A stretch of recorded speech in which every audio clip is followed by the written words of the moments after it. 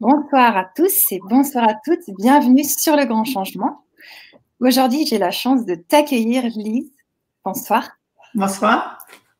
Je suis super contente de t'accueillir sur la chaîne du Grand Changement. Est-ce que c'est la première fois que tu viens? Avec le grand changement? Oui. Ah oui, oui. Ok, alors bienvenue sur la chaîne. On a plein d'auditeurs et d'auditrices qui sont là avec nous. Il y a plein de gens qui te disent bonsoir, qui sont tout contents, ils te mettent des petits cœurs. Isabelle. On a aussi Luna qui nous dit bonsoir tout le monde. Merci Annelise pour cette Vibra-conférence avec Lise. Alors, j'aimerais savoir si vous nous entendez bien et si vous nous voyez bien. Lise, moi je te vois super bien, je t'entends super bien. Toi, tu m'as dit que tu m'entendais bien aussi. Ok. Donc, on va voir un peu s'ils nous voient bien et s'ils nous entendent bien les personnes. Et en attendant, je te propose de te présenter, Lise, pour les personnes qui ne te connaissent pas, qui n'ont pas lu tes livres. Je suis la fondatrice de l'école de vie Écoute ton corps. J'ai créé cette école il y a 38 ans et c'est suite à un rêve prémonitoire que j'ai eu là et puis qui me montrait que je devais faire ça. Et depuis, c'est sûr que j'ai eu beaucoup de difficultés au début parce que les gens, tu sais, écoute ton corps, c'est quoi ça? Ça semblait bizarre, là. Surtout pour le nom d'une société aussi et pas seulement de l'enseignement. Mais moi, comme je suis une battante, j'ai toujours été chef, j'ai toujours été en charge des équipes et tout, donc je me suis pas laissée déranger, puis j'ai toujours foncé. Je croyais tellement à ce que j'enseignais. Et aujourd'hui, j'ai écrit 26 livres. J'ai plus de 6 millions de livres vendus, puis ils sont traduits en 25 langues. On enseigne dans 28 pays. J'ai une grande équipe qui enseigne un peu partout. Donc, maintenant, c'est que du bonbon. Hein? Maintenant, c'est le bonheur total parce qu'on est bien implanté. On n'a plus le problème de se faire dire que est-ce que vous êtes une secte? Tu vois, on n'a plus ce problème-là parce que maintenant, ils voient bien qu'on fait tout le contraire d'une secte. Et donc, voilà, je suis toujours là. Je serais d'âge à prendre ma retraite, mais comme j'ai beaucoup d'énergie, j'ai encore le feu sacré, puis j'ai ma fille et son mari qui dirigent toute ma société, donc ce n'est que du bonheur de travailler avec eux. Donc, voilà pourquoi je continue. Ouais. C'est vraiment génial. En fait, tu as mis en entreprise ta passion. Ce que tu as senti, tu t'es dit, je vais en faire mon travail, ma vie et créer Écoute ton corps. C'est ça? Oui. C'est génial. Alors, tu m'as donné la chance de choisir le thème de cette Vibra-conférence. J'avais le choix entre plusieurs thèmes, le pardon, l'acceptation, la responsabilité. Alors, moi, j'ai choisi la responsabilité parce que ça m'intrigue beaucoup. Oui. Est-ce que tu voudrais nous donner une définition de la responsabilité pour toi? Bon, c'est sûr que mes définitions, beaucoup de personnes vont vérifier des fois si ça concorde avec le dictionnaire. Mais ça arrive pas souvent que c'est exactement comme le dictionnaire parce que, moi, j'y apporte la touche spirituelle. Là, et puis, j'aime à ce que les choses soient concrètes, faciles à comprendre. Et la responsabilité, dans tout ce que j'enseigne, c'est la chose la plus difficile à mettre en pratique. C'est être responsable, c'est savoir, dans le plus profond de nous, avoir la certitude, savoir vraiment qu'on est le seul créateur de notre vie, que tout ce qui nous arrive, ça part de nous. Donc, si quelqu'un commence à me crier après, dont un voisin qui est impatient, puis moi, je me dis, mais bon, qu'est-ce qui lui prend? Ben, être responsable, c'est de se dire, au lieu d'accuser l'autre, c'est de se dire, mais qu'est-ce qu'il y a en moi qui attire ce genre de comportement de cet homme-là? Un étranger que je connais à peine, pourquoi qu'il me traite de mal?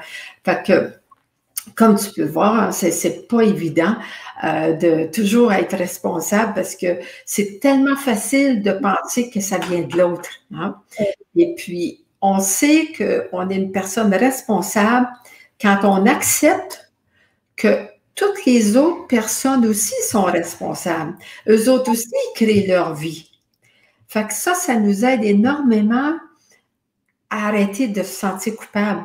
Parce que si je pense que c'est de ma faute, parce que c'est ce que je viens de dire qui a blessé l'autre qui se met à pleurer, ben je suis pas responsable parce que je pense que c'est moi qui l'a fait pleurer, alors que c'est sa réaction à moi. C'est sa responsabilité si elle a de la difficulté à accepter ce que moi je dis. Et donc, c'est pour ça que pour moi, on sait qu'on est une personne responsable quand on assume toujours les conséquences de toutes nos décisions, on blâme jamais une autre personne pour ce qu'on vit. On accepte l'idée. Donc, ça veut dire que toutes les autres personnes autour de nous, eux autres aussi sont responsables de leurs décisions.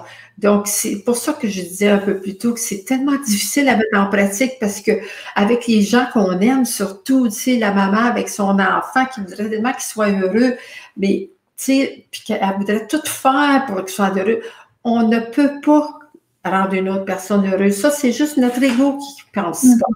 Ça fait juste grossir notre ego de croire que c'est grâce à moi si l'autre a réussi ou si l'autre est bien. Ça, c'est pas vrai.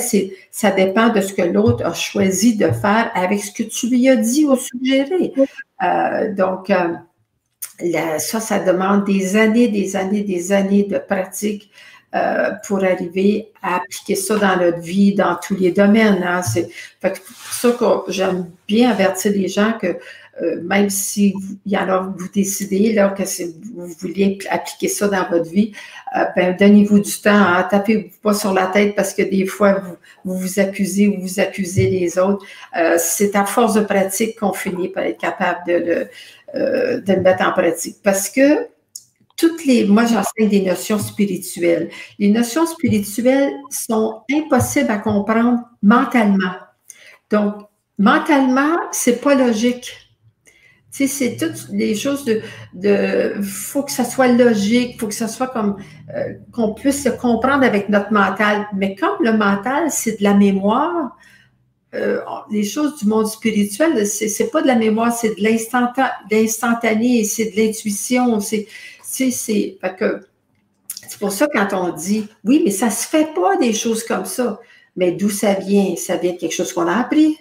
Parce que l'ego notre ego a été créé avec de la mémoire, c'est-à-dire c'est de la mémoire parce qu'il a été créé avec notre énergie mentale. Mais l'ego, mais nous ne sommes pas notre ego. Mais l'ego, lui, il croit qu'il peut diriger toute notre vie, tu sais. C'est ça qui est un grand obstacle Moi, j'appelle ça, l'ego, une excroissance du corps mental. Un peu comme si j'avais un gros kyste sur la main. C'est une excroissance, hein, le kyste. C'est pas naturel. Puis même, là, il a été créé avec de la matière, il a été créé avec de la peau, puis il y a même des petits vaisseaux sanguins là-dedans. Tu vois, il a utilisé de la matière physique pour créer le kyste, mais c'est une excroissance. Ça ne devrait pas être là, c'est pas naturel. L'ego, c'est la même affaire. Il a pris de l'énergie mentale, c'est-à-dire notre énergie qui est de la mémoire.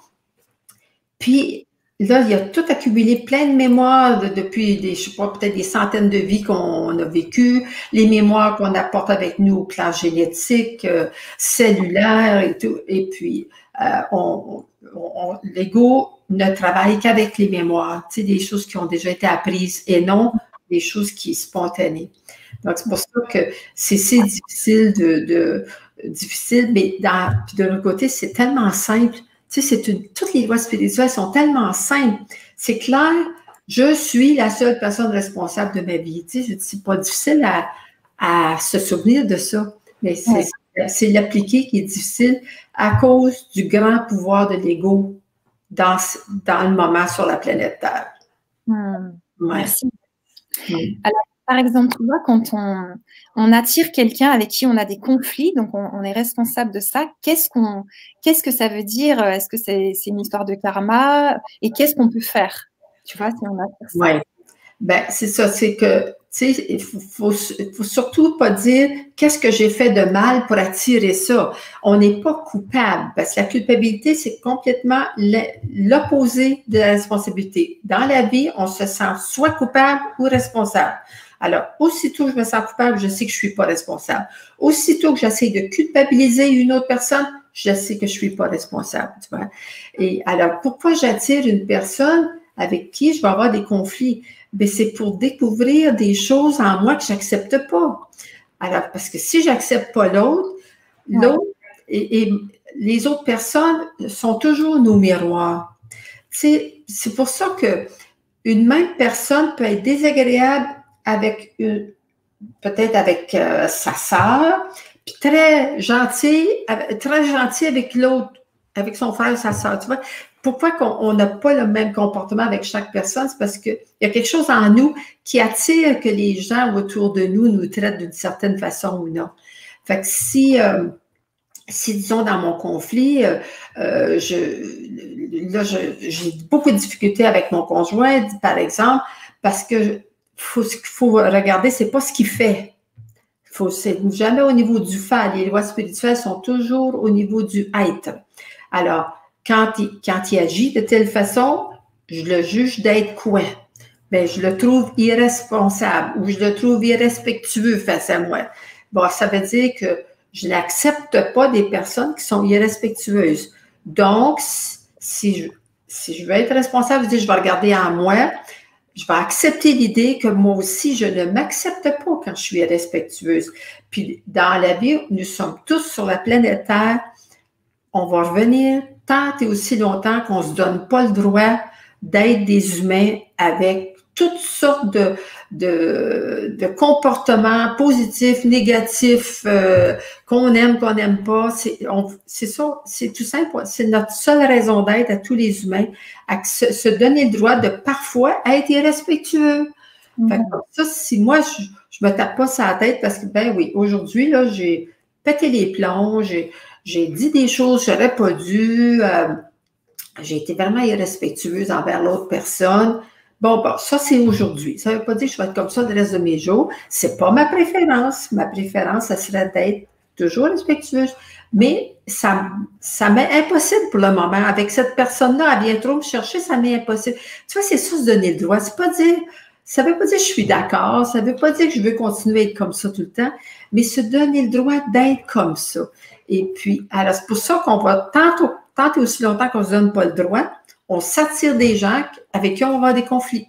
Puis la journée que moi, je dis, ben oui, c'est vrai, moi aussi, des fois, quand je dis ou je fais telle affaire avec cette personne-là ou avec d'autres personnes, c'est vrai, moi aussi, ça m'arrive d'être irrespectueuse, mais quand je suis irrespectueuse, c'est pas parce que je veux faire du mal à l'autre, c'est pas parce que, tu sais, je me prends mieux que les autres, c'était plus fort que moi, ça a sorti tout seul. Puis des fois, c'est parce qu'on pensait aider l'autre en disant ces choses-là.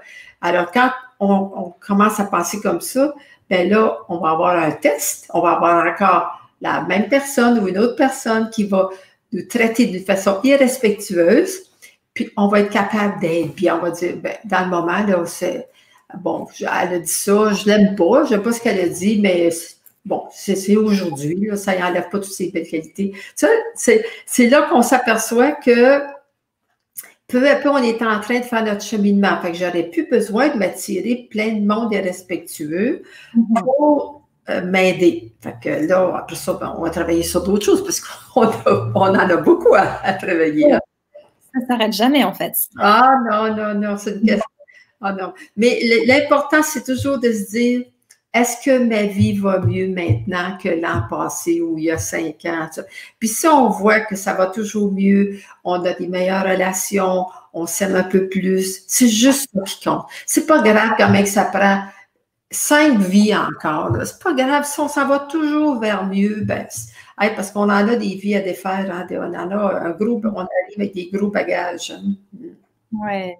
Merci d'avoir développé sur le voisin. Il y avait Sandrine aussi qui voulait que tu développes, c'est super. Donc, en gros, c'est un petit peu accepter la part violente en nous quand on voit qu'on a pas mal de conflits. C'est faire la paix avec cette part en nous qui a de la place.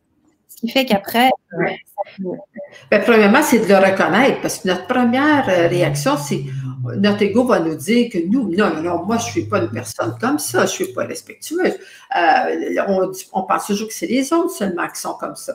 Parce que ça prend d'humilité pour dire, ben c'est vrai que moi aussi, ça m'arrive d'être comme ça. Mais quand je suis comme ça, est-ce que je suis une personne méchante? Tu sais, est-ce que j'ai vraiment l'intention de vraiment de faire du mal à l'autre? Puis on s'aperçoit que non, on n'est pas méchant. Ben l'autre n'est pas plus méchant. Ouais. Super, merci beaucoup. Alors, on a plein de réponses. Il y a Jessica qui nous disait, donc oui, c'est aussi le travail de Byron Katie, voir en quoi je suis aussi ce que je reproche à l'autre. C'est ce que tu disais tout à l'heure. Et on a Marie qui nous dit, Madame Bourbeau, merci pour votre livre, Les blessures émotionnelles. Grâce à vous, je me suis mis à vivre enfin et tout s'est débloqué. Médiumnité, merci. Bienvenue.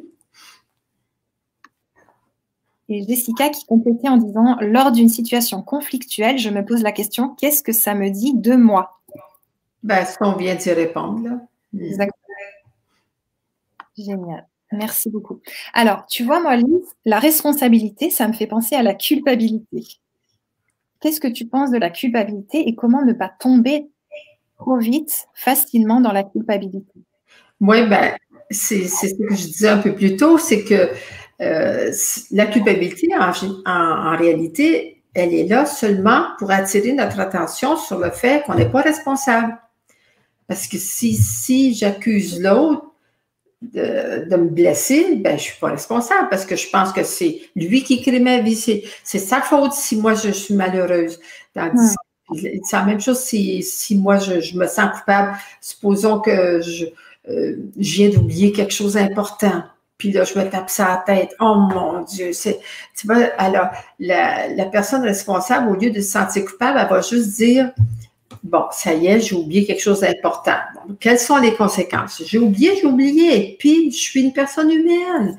J'ai le droit d'oublier des choses des fois. Ça va être impossible de vivre sur la planète Terre sans jamais avoir de défauts. C'est impossible, c'est utopique. Nous allons l'être le plus évolué au monde, le plus dans l'amour au monde. Il va faire des erreurs, il va oublier des choses. Parfois, il va vivre une petite colère. On n'est pas ici pour être dans ce qu'on appelle toujours parfait selon les notions qu'on a apprises. C'est impossible en tant qu'humain. Il nous arrive trop de choses inattendues, surtout maintenant à la vitesse que ça va avec l'ère du Verseau.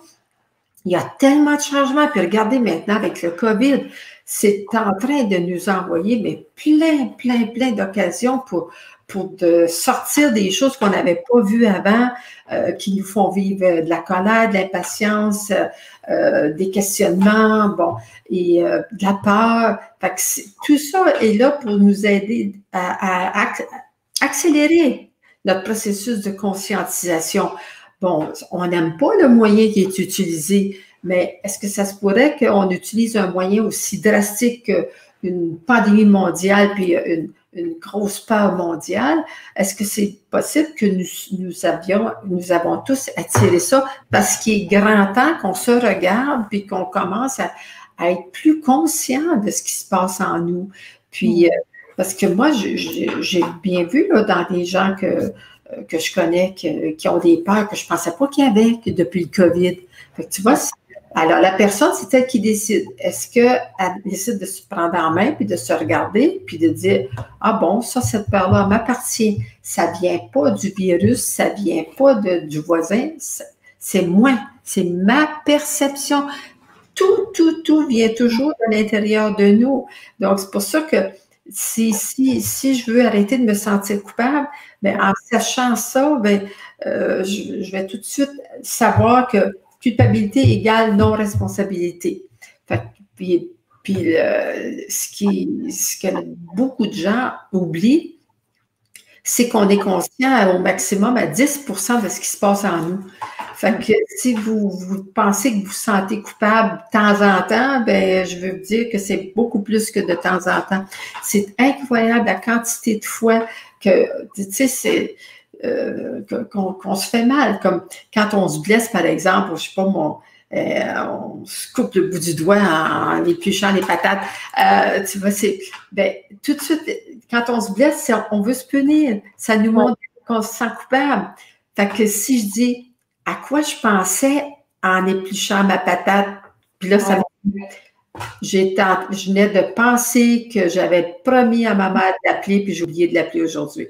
Tu vois, mais on s'en rend même pas compte. Si moi, je ne m'étais pas coupé le bout du doigt, je me serais pas rendu compte que je me sentais coupable de faire ça. Tu vois, alors, on a plein d'aides maintenant dans l'univers pour attirer notre attention. Fait aussitôt qu'on se sent mal puis qu'on se tape sur la tête ou qu'on accuse quelqu'un d'autre.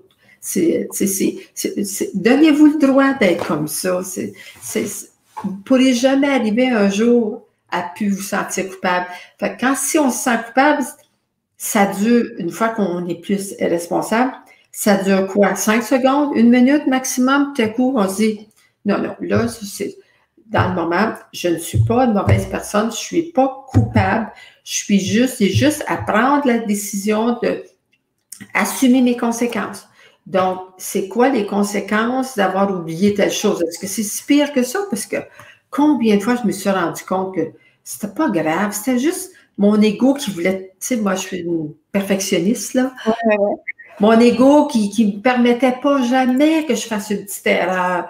Puis souvent, ces erreurs-là sont très faciles à rectifier. Ben, c'est pas grave, je l'ai oublié, je vais dire à la personne, ou c'est un travail, je vais le refaire à un autre moment. On trouve une solution rapidement. Puis sinon, ben, si on a des conséquences trop difficiles, on se dit, bon, ben, au moins avec ça, là, j'apprends. J'apprends que à l'avenir, il faut que je change quelque chose dans mon organisation parce que ça m'a coûté cher. Là, les conséquences ont été difficiles dans cet oubli-là. Puis, qu'est-ce que j'ai appris? Vous voyez, c'est pas ni bien ni mal, on apprend. On est toujours en train d'apprendre. Wow. Comment je grandis de ça plutôt que se flageller? Oui, parce que plus on se sent coupable, là, puis plus on le refait encore, c'est ça qui est le pire. Ça se répète tout le temps. Puis l'ego, lui, il est convaincu que si on se sent coupable, on va arrêter. Tu sais, comme la personne qui se sent coupable parce qu'elle a mangé trop de chocolat. Ouais. Ben, elle pense que si elle se tape comme il faut sur la tête puis qu'elle se fait des grosses promesses, non, je recommencerai plus. C'est la dernière fois que j'en mange autant, j'ai vraiment exagéré. Elle pense que parce qu'elle se sent coupable, ça va marcher. Non, c'est le contraire. On pense ça, c'est l'ego qui pense qu'on va arrêter. Ou bien, une autre raison pour la culpabilité, c'est qu'on pense que si on se sent coupable, on est des meilleures personnes. Qu'une personne sans cœur, elle ne se sent jamais coupable. Et puis, c'est pas vrai du tout. Puis, quand on finit par réaliser que plus je me sens coupable, plus je répète les mêmes actions. Pourquoi on les répète? Parce que c'est toujours notre âme qui veut qu'on apprenne quelque chose. Puis, fait qu'on s'attire tout le temps des situations pour venir à bout d'apprendre que donne-toi le droit d'être comme ça. Ouais. Wow. Merci. Il y a Valérie qui pose une question vraiment importante, je crois. C'est pouvez-vous parler de la responsabilité dans la maladie? Qu'est-ce que tu en penses, Lise? Ben, c'est la même chose. Toutes les maladies, sans exception, même que ce soit un handicap ou quoi que ce soit, c'est de naissance, c'est tout quelque chose qu'on a besoin d'apprendre sur soi. C'est ça, être responsable. Qu'est-ce que j'ai à apprendre avec cette maladie-là? Et ça a été un gros travail pour moi dans mon enseignement, d'aider les gens à découvrir, à donner des moyens pour que les gens découvrent qu'est-ce que j'ai à apprendre avec cette maladie-là. Puis, parce que, je ne sais pas si vous avez remarqué, mais il y a des gens qui arrivent sur cette planète avec des gros handicaps ou une maladie importante, mais ils sont toujours heureux. L'enfant est heureux, il est joyeux, même s'il n'est pas comme les autres. Puis, tu sais, la famille dit, cet enfant-là, c'est un rayon de soleil. Ben, lui, ça fait partie de son mandat dans cette vie-ci, c'est juste de rayonner puis d'essayer de donner de la lumière aux gens autour d'eux autres et puis d'accepter sa maladie. Donc, c'est pour ça que c'est pas parce qu'on est malade qu'il faut être enragé puis en colère puis trouver que la vie est injuste. Parce qu'on a toutes sortes de choses différentes à apprendre avec la même maladie. Merci. Alors moi, j'avais une question d'une auditrice qui a assisté à ton avant-première, parce qu'on a fait une avant-première il y a quelques jours pour présenter cette Vibra, et elle voulait te demander, donc c'est âme essentielle, comment aider un enfant qui a la blessure de rejet alors que la vie lui envoie sans arrêt des épreuves de rejet. Oui. Ben, les enfants, je recommande fortement de commencer très jeune à parler aux enfants, même s'ils ont juste 2 ans, 3 ans. Leur mental est pas aussi à l'œuvre, hein. Ils sont beaucoup plus, c'est des boules de lumière, des jeunes enfants. Puis le mental, ça prend comme 7 ans avant que l'enfant soit complètement incarné avec toute sa dimension mentale, émotionnelle. Et commencer à parler très jeune, dire, tu sais, on vit au monde avec des blessures, et puis toi, tu sembles avoir une plus grosse blessure de rejet, donc je te juste averti, mon trésor, que tu vas avoir à travailler là-dessus.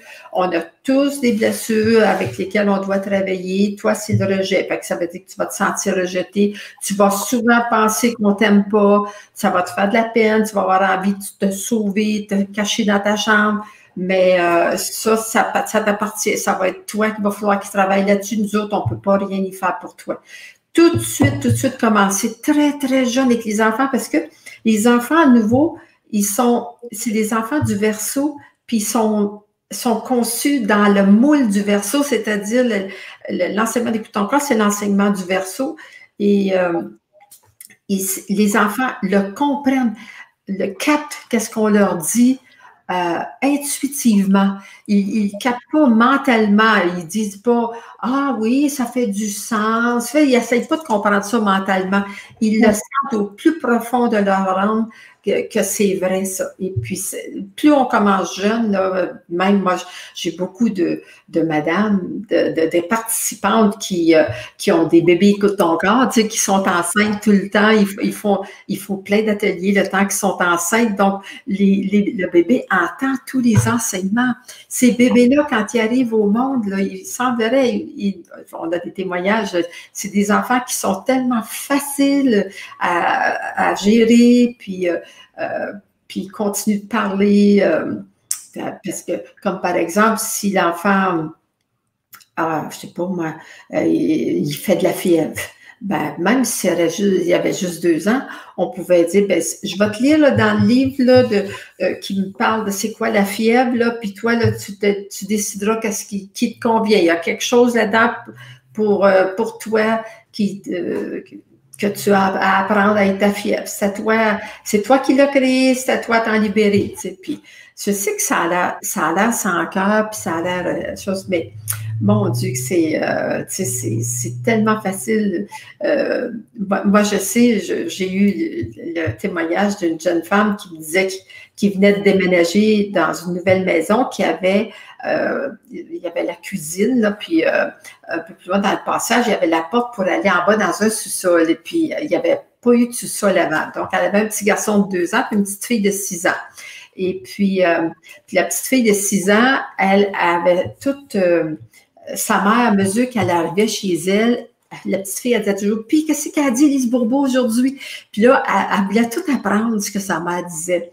Fait que là, tout à coup, là, il venait de déménager, la porte est ouverte, puis le petit bonhomme, il est en haut de l'escalier de 2 ans, tu sais, puis fait que la maman qui a fait tous les ateliers chez nous, elle dit à sa petite fille « Vite, va chercher Michael avant qu'il tombe en bas dans l'escalier. » Fait que la petite fille, elle s'en va à côté de son petit frère, puis elle le regarde, elle dit « Michael, ça, c'est un escalier.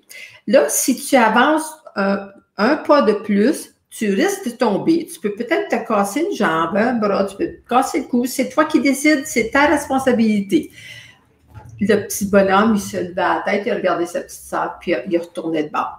Fait que, sa mère, elle qui avait fait les ateliers puis qui connaissait la responsabilité, elle a dit « J'ai eu ma leçon. » Elle dit « Moi, j'aurais pas osé le dire à un petit garçon de 2 ans, mais il a tout compris. » Puis après ça, sa petite sœur, elle dit « Je vais te montrer comment descendre à reculons. » Puis sa mère n'a jamais eu à s'inquiéter de si la porte de l'escalier était ouverte ou non. Elle faisait entièrement confiance. Donc, ça, c'est des beaux témoignages. Hein. Et Donc, avec les enfants, n'ayez pas peur de leur parler de ces choses-là parce qu'ils captent très, très vite. Ouais. Même avec des bébés, on peut leur parler, ils le Oui, sentent. oui. Oui, puis leur dire que c'est normal, puis qu'ils ont toutes des blessures. On a tous la blessure de rejet. Mais c'est sûr qu'il y en a qui ont, tu sais, on a toujours une ou deux qui semblent être plus fortes là dans nos 4 blessures que nous avons tous. Mais faut leur dire là. Si tu te sens mal, puis tu penses que je viens de te dire que je t'aime pas, ben c'est toi qui décides ça. Moi, j'ai jamais dit ça. Tu sais, parce qu'on le voit tout de suite, hein, la réaction, là, la personne se ferme, ou on voit que la personne souffre, mais il faut les ramener à leur responsabilité. Puis ça, c'est le plus beau cadeau que vous pouvez faire à un enfant, c'est de lui enseigner la notion de responsabilité. Wow. Alors, j'ai une question pour toi, Lise. Là, on ne va pas pouvoir répondre à toutes les questions parce qu'il y en a trop dans le chat, donc j'en sélectionne au hasard certaines. Et j'en ai une là que m'a posée une auditrice aussi avant, donc dans l'avant-première, c'est par rapport, tu vois, par exemple, une personne qui aurait vécu enfant les coups de son père, des coups injustes et tout, qui a été vraiment frappé toute son enfance et qui a du mal à lui pardonner et à voir du bon en lui. Qu'est-ce qu'elle doit apprendre de ça et comment avancer? Oui, ben ça, c'est sûr que quand on vit des choses difficiles, parce qu'il y en a qui arrivent, il y en a qui vivent des vies d'horreur, hein. On voit bien hein, quand on regarde les nouvelles et puis on entend parler des choses, des enfants qui se font battre, de la violence physique, violence psychologique, des abus énormes. Ben ça, souvent, ça veut dire que c'est une âme qui revient depuis plusieurs vies pour faire le même mandat pour venir à bout d'apprendre quelque chose sur elle-même et que c'est pour ça qu'à chaque vie qu'on revient, on ne fait pas notre mandat parce qu'avant de naître, hein, on a toujours un certain mandat que j'appelle moi le plan de vie, on décide d'avance. OK, la prochaine vie, là, je vais aller travailler sur ça, ça, ça, ça. Mais là, comme ici sur la planète Terre, on a le libre arbitre, bien, malheureusement, on oublie les besoins de notre âme. Puis on laisse notre ego diriger notre vie, l'ego, hein, dont j'ai parlé un peu plus tôt. Et donc, c'est pour ça qu'on vit des choses plus difficiles. Donc, c'est normal que ce soit plus difficile pour toi si tu as eu beaucoup de coups, tu as eu de la violence quand tu étais jeune. Mais le travail, c'est vraiment en te demandant, je le juge d'être quoi? Une personne qui agit comme ça avec son enfant, je la juge d'être quoi? Puis en sachant que toi aussi, tu es comme ça avec toi-même, puis avec d'autres personnes. Et alors, souvent, on veut pas se voir, hein, surtout quand c'est gros comme ça. Mais tu peux vérifier avec d'autres personnes. Est-ce que ça vous arrive, vous autres, de me trouver, je sais pas, disons, violente ou agressive ou je sais pas ce que tu accuses ou irrespectueux ou abusive. Et puis, alors, de demander aux autres que tu dis, je veux faire un travail sur moi là-dessus parce que je vois que j'aime pas les personnes qui sont comme ça. Ça veut dire que je m'aime pas quand je suis comme ça. Alors, parce qu'il se peut que toi, tu fasses tout ce que tu peux pour ne pas être comme ça. Parce qu'on peut arriver à se contrôler pour ne pas l'être. Mais même si on croit ne pas l'être, là, ça paraît des fois dans nos yeux. Ou en tout cas, moi, je me suis aperçue que même si je me faisais croire que je n'étais jamais comme ça, j'arrivais à me contrôler parce que je suis une personne je suis assez contrôlante. Mais les autres me voyaient comme ça dans un certain des choses que je disais, que je faisais. Puis, fait que quand vous êtes prêt à l'entendre, là, vous dites, je veux l'entendre, je veux me connaître, les autres vont vous dire la vérité. Tandis que si une personne a dit, oui, oui, ça t'arrive, toi, d'être comme ça des fois. Ah oui, peux-tu me donner un exemple? Puis là, la personne te donne un exemple, puis tu dis, ben voyons donc. Je dis, ben non, dans cet exemple-là, je n'étais pas comme ça. C'est pas ça que j'ai voulu faire. Tout de suite, on commence à résister. Ben là, ça ne marchera pas. L'autre, elle ne voudrait plus vous parler. Parce qu'il faut vraiment bien écouter. Puis même si nous autres, on n'est pas d'accord, on ne pensait jamais être comme ça dans cet exemple-là. Vous dites, OK, ben merci beaucoup. Je vais y réfléchir parce que ça me surprend. Moi, je ne m'étais pas vue comme ça. Mais là, maintenant que tu me le dis, c'est possible, là. Puis, tu vois, avoir une ouverture. Comme ça, les gens vont avoir plus de facilité à collaborer avec vous si vous voulez apprendre à vous connaître. Wow, merci. Il y a Martine qui aimerait que tu lui parles des addictions et je propose qu'on mélange à la responsabilité. Tu vois, que tu nous parles des addictions et de la responsabilité. Qu'est-ce que tu en penses? Oui, ben c'est comme dans tout, hein. Une personne qui est addictée, qui est complètement dépendante de la cigarette ou de l'alcool ou quoi que ce soit, elle est responsable de sa vie. C'est ni bien ni mal.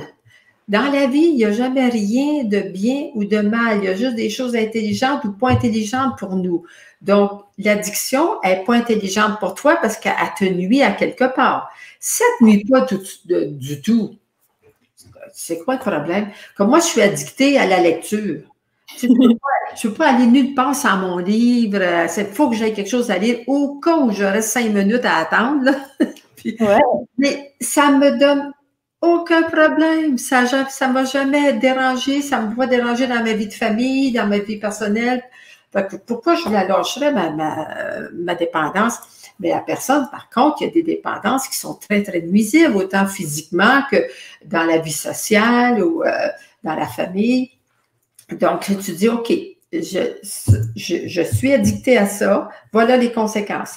Est-ce que je suis capable de bien gérer les conséquences? Ou bien si c'est devenu trop pour moi, si ça me nuit trop, ça veut dire que c'est pas intelligent pour toi, tu te fais du mal à toi, c'est toi qui décides. Tu veux continuer à faire du mal, oui ou non? Tu as le droit de te faire du mal. Comme on a la personne, elle a le droit de se suicider si elle veut, mais c'est pas intelligent parce qu'il va falloir qu'elle revienne encore pour tout recommencer. Tu sais, c'est comme, on n'a pas de compte à rendre à personne. On est ici chacun pour soi. Pourquoi qu'on a besoin de vivre en société? C'est pour apprendre à se connaître. C'est pas pour nous autres vivre pour les autres. Tu sais, je sais que ce que je dis, ça a l'air égoïste, ça a l'air sans cœur. Prenez-le comme vous voulez, mais c'est la vérité. Être égoïste, vous savez, être égoïste, c'est pas s'occuper de soi, parce que c'est ça qu'on a appris, hein. Quand on était petit, on disait à notre mère, non, j'ai pas envie de faire ma chambre, j'ai pas envie de dire, ah, t'es une égoïste, tu penses juste à toi. Être égoïste, c'est de vouloir que l'autre s'occupe de moi avant de s'occuper de lui. C'est ça, être égoïste. S'occuper de soi, puis se prendre en main, même si ça ne fait pas l'affaire des autres, ça, c'est de l'amour de soi. C'est pour ça qu'on a le droit, tu as le droit d'être un voleur, un tueur, n'importe quoi, c'est ta vie. Mais est-ce que c'est intelligent pour toi? Est-ce que tu es correct avec les conséquences? C'est ça. C'est pour ça que maintenant, avec l'ère du Verseau, c'est l'énergie que nous recevons dans l'invisible, c'est l'énergie d'intelligence. Intelligence, c'est ça. Est-ce que c'est intelligent pour moi? C'est-à-dire, est-ce que les conséquences font wow en dedans de moi? Ou bien si ça me crée un paquet de troubles, mes conséquences, commence à décider autre chose. C'est toi qui décides, personne d'autre peut le faire pour toi. Fait qu'aussitôt qu'on voit que c'est pas intelligent, si je mange 3 fois plus que ce que je suis supposée manger, c'est pas intelligent parce que j'ai des brûlements d'estomac, j'ai des gonflements, j'ai des indigestions. C'est moi que je punis. Je punis pas personne d'autre. Donc, tandis que si on prend la décision à cause de la culpabilité, si je dis, ah non, là, franchement, Lise, t'exagères, là, tu vois-tu combien tu viens de manger, là, franchement, là, c'est pas bon. Vous voyez, si c'est la culpabilité qui me fait prendre une décision, ça marche pas. Ça marche pas parce que je vais encore recommencer tout le temps, puis même ça va devenir pire. C'est la seule chose qui peut arriver à changer quelque chose dans notre vie, c'est l'acceptation. Alors, j'accepte le fait que dans le moment, quand je vis des émotions, je mange trop. Bon, par exemple. C'est ça. Puis là, les conséquences. Puis là, je vois que mes conséquences. Oh, mon Dieu, je ne suis pas bien avec les conséquences. Bon, OK. Alors, ce que je veux vraiment, c'est arriver un jour à utiliser un autre moyen quand je vis trop d'émotions que de lancer dans la nourriture. C'est à ça que je veux. Je ne sais pas comment je vais y arriver, quand je vais y arriver, mais pour le moment, c'est le seul moyen que je connais. Mais puis, j'assume les conséquences. J'assume les conséquences de grossir ou d'être malade. Puis, vous voyez, ça, c'est une personne qui s'accepte. Elle n'est pas d'accord avec ce qu'elle fait, mais elle se donne le droit pour le moment d'en être rendue là, en sachant où elle va aller un jour. Mais quand ça va arriver, on ne le sait pas. En gros, c'est d'être de plus en plus soi-même. Tout le temps, tout le temps. Tu sais, arrêter de se laisser diriger par toutes les mémoires de notre ego puis par la culpabilité. Juste aller avec ce qui vient. On a le droit de ça. On n'a pas de compte à rendre à personne. Wow. On a des comptes à rendre à soi, à notre âme, parce que c'est maintenant, avec tout ce qu'on a sur la planète pour nous aider à devenir plus conscients, parce qu'il n'y a pas juste ton corps qui aide à développer la conscience, il y a plein d'aides autour de soi. On n'a plus de raison de rester ignorant puis inconscient. On est dans une époque où, moi, je trouve merveilleuse, parce qu'on peut faire des changements radicaux qui vont nous éviter de revenir, je ne sais pas combien d'autres vies encore, pour toujours recommencer les mêmes affaires. Merci.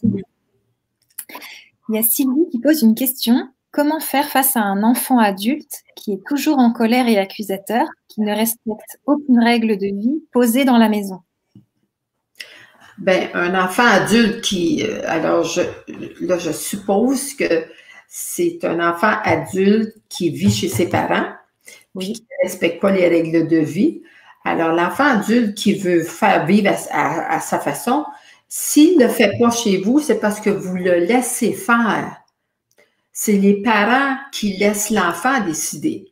La journée que vous allez dire, c'est ma maison, puis maintenant, si d'ici, bon, on peut donner comme un temps donné, si d'ici 3 mois, tu t'aperçois que tu n'es pas encore capable de suivre les règles que moi je fais, ben là, ça va falloir que je t'avalise dehors, puis il va falloir que tu trouves un autre endroit pour vivre. Si tu veux vivre selon tes règles, tu t'en vas chez toi, où tu veux, tu peux faire tout ce que tu veux, puis moi, j'aurais pas aucun, j'aurais pas le droit d'aller te dire de changer tes règles quand tu es chez toi.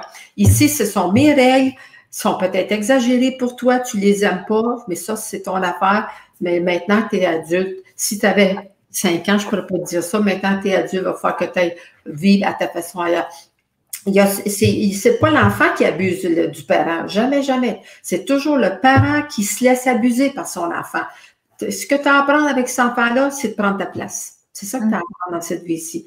De mettre le pied à terre, puis prendre ta place, puis tu as le droit. C'est ta maison, c'est toi qui as le droit de faire les règles que tu veux dans ta maison.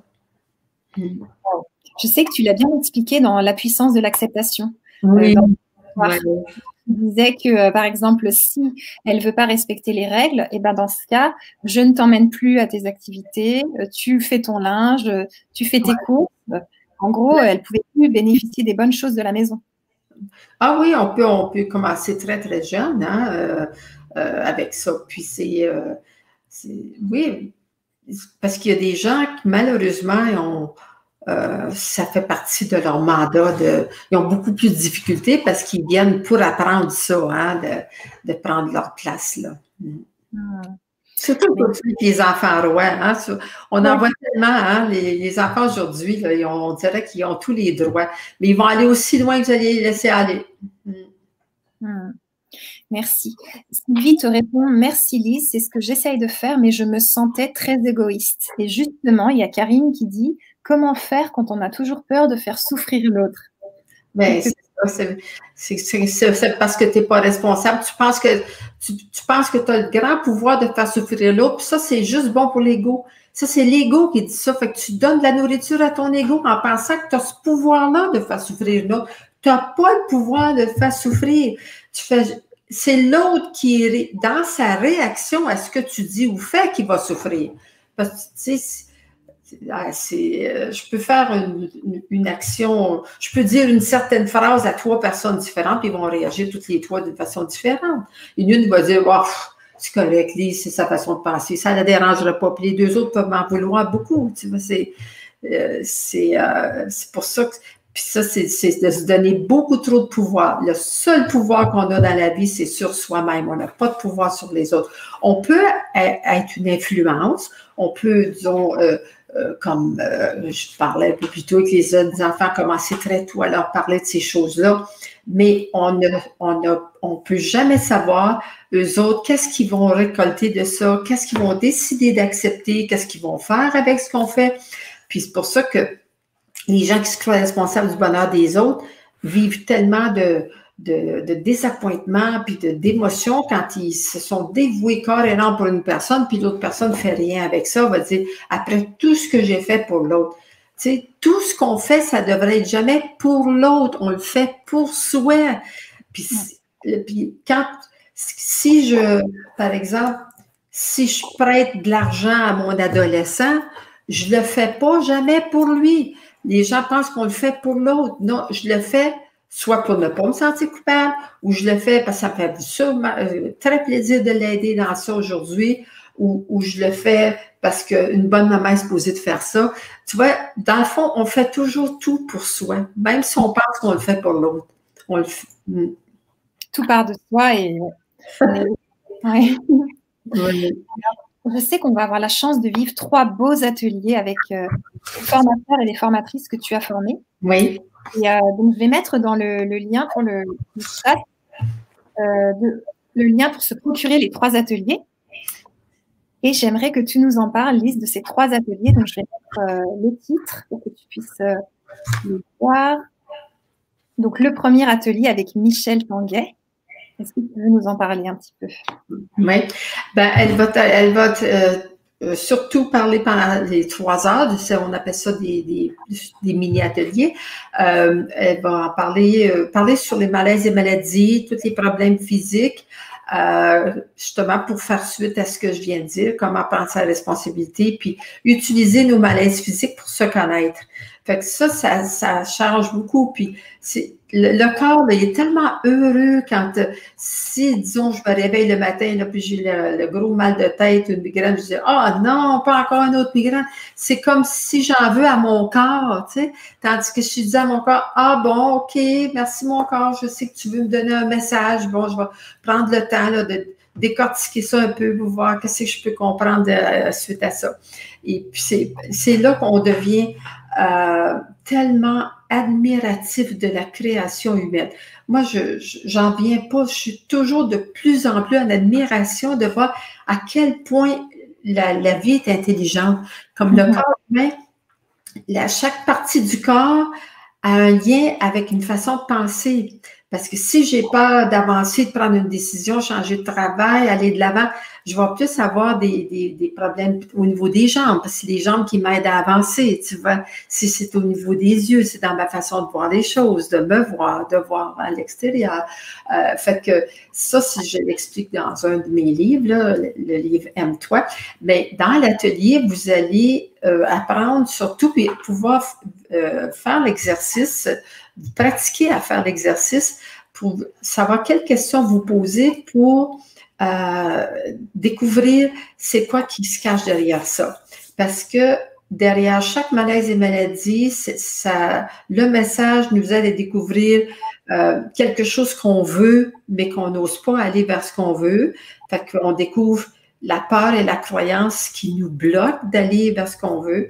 Puis après ça, ben, là, il nous reste juste maintenant à savoir qu'est-ce qu'on veut vraiment, puis les actions à faire pour aller vers ce qu'on veut. Fait que ça nous aide au niveau de nos peurs, au niveau de notre ego, puis fait que c'est très révélateur quand même. Puis ensuite, ben, dans l'atelier, vous allez apprendre aussi la dernière étape à faire pour faire un changement pour que la guérison commence. Puis c'est quand on en parlait tout à l'heure un peu plus tôt, toutes les deux ensemble, que c'est pas parce qu'on a un malaise physique qu'il ne faut pas se faire aider par la médecine. Tu sais, si me lève avec un gros mal de tête, je vais prendre quelque chose pour mon mal de tête, mais tout de suite, je commence à faire mon décodage, mes questions pour voir c'est quoi qu'il y a derrière. Fait que il va disparaître plus vite, puis on a plus de chances qu'ils ne reviennent pas si j'ai compris mon message, tu sais. Puis, parce que c'est les deux, on peut combiner les deux ensemble. Super. Donc, ça va être des ateliers de 3 heures chacun, donc en tout 9 heures d'atelier. Tu nous as fait le prix de 89 €, donc c'est vraiment pas cher pour 9 heures d'atelier passionnant. Et donc, le deuxième atelier, ça va être sur les 5 blessures qui vous empêchent d'être vous-même. Donc, le titre de ton livre. Oui, ben ça, comme c'est seulement 3 heures, parce que les blessures, hein, il y en a du matériel là-dedans, hein, ça va vous introduire sur 5 blessures pour savoir les reconnaître assez facilement, parce que souvent, on va dire, parce qu'une personne, disons, elle m'a oublié, elle m'a pas vu, elle passe à côté de moi, puis elle m'a même pas vu. Je me sens rejetée, mais puis on peut dire je me sens rejetée, mais c'est pas nécessairement la blessure de rejet. C'est ça, faut pas mélanger le mot, l'action, c'est comme il y a des personnes qui parce que c'est une action injuste, ils pensent tout de suite que c'est la blessure d'injustice. Non, je peux être dans une situation d'injustice, puis me sentir trahi ou me sentir rejeté. Fait que c'est pour ça que j'ai tout donné en grand détail les comportements qu'on utilise. C'est ça qui décide, qui nous aide à découvrir quelle blessure on vit. Ouais, tu veux dire que le masque, et là on ne parle pas du masque du Covid, le masque qu'on utilise va plus révéler la blessure en jeu? C'est ça, oui. Parce que aussitôt que la blessure est activée, puis qu'on est en réaction, ça veut dire qu'on vient de porter un masque. Fait qu'un masque, c'est pour ça que moi, j'appelle mon livre « Les blessures qui nous empêchent d'être soi-même ». Tu sais, si je porte un masque, je sais pas, moi, je me mets un masque dans le visage d'un loup, ben c'est parce que je veux pas que les gens me voient comment je suis. Et je veux pas me voir, moi aussi, comment je suis.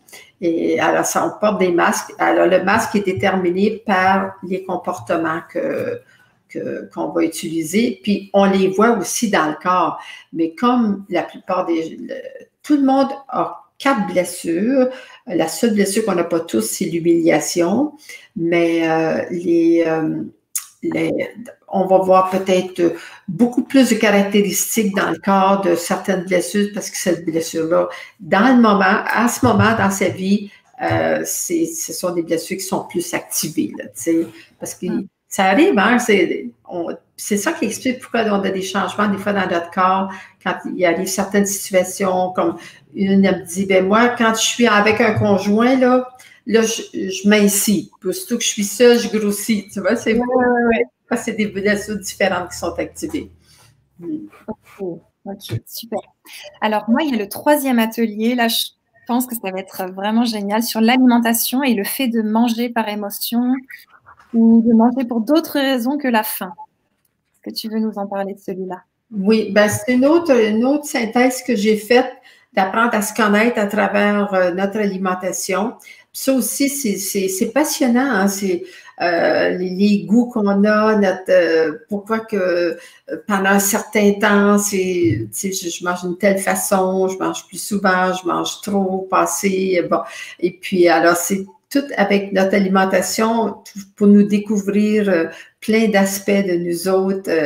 Il y en a plusieurs, là, puis c'est très, très complet, puis très facile, parce que comme on mange tous les jours, c'est très facile de prendre le temps de noter, bon, OK, est-ce que je mange par appétit ou est-ce que je mange par gourmandise? Ou, tu vois, on a différentes façons de manger qui fait que ça dit des choses sur nous, ça dit des manques à combler en nous, tu sais. Génial, je me réjouis beaucoup. Alors, j'ai mis les réseaux sociaux, donc ton Facebook, YouTube et Instagram dans le chat. Et là, on a Luna qui nous dit qui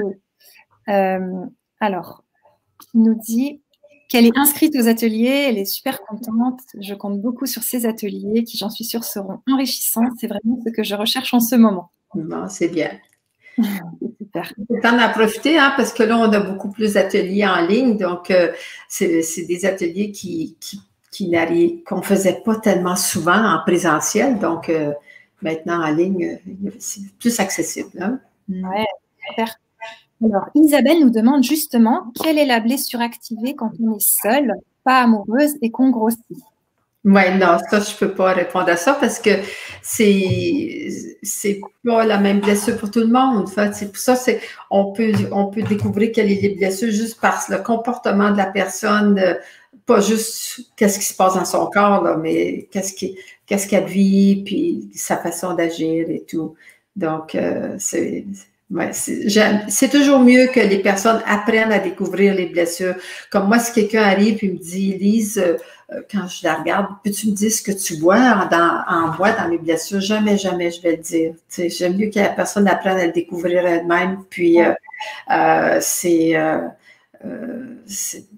disons, c'est assez explicite dans les livres, les ateliers pour que les gens puissent se découvrir eux-mêmes. Ouais. Tu le disais dans les livres que c'était difficile de le dire à quelqu'un, de dire je vois ça en toi. Ça peut être violent, alors que s'il le découvre lui-même, c'est plus doux, on va dire. En tout cas, vraiment, Lise, je te remercie beaucoup d'avoir accepté cette invitation. C'était un plaisir de t'avoir avec nous. Est-ce que tu veux nous faire une conclusion de cette belle Vibra conférence, parce qu'on arrive sur la fin de la Vibra? Ben, juste de continuer à vouloir améliorer votre vie, tu sais, parce que on a plein d'opportunités dans le moment. Pourquoi pas ne pas en profiter au maximum. Puis, tu sais, de prendre la décision, de prendre le temps de dire qu'est-ce que je décide. Parce que si on dit, j'aimerais donc ça, moi aussi, être capable de faire ça. Ça a-tu l'air facile pour les bobos, tu sais? Ça marche pas. Il faut dire qu'est-ce qu'on décide, parce que juste le fait de décider, on travaille avec l'énergie de la gorge, l'énergie du je veux. Et ça, c'est très puissant. Ça a c'est beaucoup plus puissant que j'aimerais. Ça, c'est un désir du plexus solaire. C'est juste, ça n'a pas beaucoup d'énergie de manifestation. Donc, décider qu'est-ce que je veux pour moi. Puis, faites-vous une liste, mettez-la à la vue. Je veux arriver à telle chose. Puis ensuite, quelles sont les actions que vous décidez de faire pour arriver à ça, tu sais? Puis juste en vous demandant, juste à l'idée d'avoir ça, là, que, tu sais, si toutes les circonstances étaient parfaites, j'étais capable d'y arriver, là, je me sens comment? Tu sais, commencez à le sentir en dedans de vous. Ça va vous donner encore plus de pouvoir puis d'énergie pour le manifester. Puis là, décider quelles sont les actions que je devrais faire pour y arriver. Puis, ensuite, là, regardez votre liste toujours à côté de vous, puis donnez-vous le droit de prendre le temps que ça va prendre. Tu sais, je vois des fois, on l'oublie. Tout à coup, hey, mes bonnes intentions, là, j'ai oublié. J'ai oublié. Je recommence. Ça, c'est ni bien ni mal. Parce qu'il n'y a personne au monde qui peut arranger votre vie, ça c'est clair. Puis il faut que vous le décidiez. Il n'y a rien qui arrive de vraiment concret dans notre vie tant qu'on ne l'a pas décidé nous-mêmes. Ça part de nous, donc. Oui, tu sais, c'est un peu comme la dame là, avec son enfant adulte. Il faut qu'elle le décide. Hein, le papa ou la maman là, le décide puis dit c'est ça que je veux. Puis une fois que c'est décidé, là, il y a quelque chose qui se dégage de nous, puis l'autre personne le sent aussi. Puis c'est comme si la décision, là, et ça se dégage de nous, puis on attire à nous les gens puis les situations qu'il faut pour faire arriver ce qu'on veut. C'est magique, ça fait toute partie de l'intelligence de la création humaine, ça. Wow, c'est trop beau. Ça nous donne un pouvoir. C'est vraiment génial. Oui. En tout cas, je te félicite pour le beau travail que tu fais, parce que tu vois aussi à ta façon, tu veux aider les gens à se prendre en main, à découvrir des nouvelles façons, des nouveaux enseignements. Donc, c'est ça. Tout se fait maintenant, ce travail spirituel qui devient de plus en plus fort sur la planète, se fait comme ça, se fait tout dans l'invisible, un petit peu ici, un petit peu tu sais, il y a beaucoup de moyens maintenant pour y arriver. Fait que c'est pour ça qu'on n'a plus de raison de rester pris avec les croyances de notre ego, puis nos peurs, puis nos culpabilités. On n'a plus d'excuses, parce qu'on a beaucoup d'aide pour arriver à autre chose. Je te remercie, Lise. Oui. Alors, c'est moi qui te remercie, puis je te souhaite bonne chance dans tes projets. Et à tous ceux qui sont là pour nous écouter aussi, j'espère au plus profond que ça vous a aidé à prendre une décision d'aller vers ce que vous voulez dans la vie. Puis c'est pas être égoïste, hein, d'aller vers ce qu'on veut. C'est de l'amour de soi. Ouais, l'amour de soi. Ça, c'est OK, c'est bon. Alors, merci. Au revoir.